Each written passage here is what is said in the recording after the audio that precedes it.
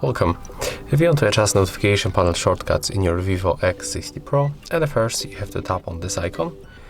And next, if you want to change position, for example of hotspot, you want to put it between mobile data and the Bluetooth, click, hold, and then drag it.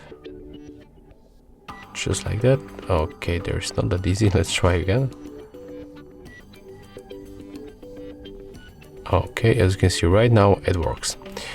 So honestly, I thought that it will be a little bit easier, but never mind. We can also hear this list, so we can drag their location for the first one, and we can put it between auto rotate and the flashlight. Below we can also find other apps and other features like small screen mode.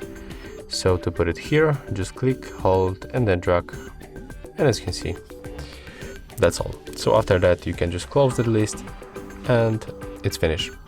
If you find this video helpful, remember to leave a like, comment and subscribe.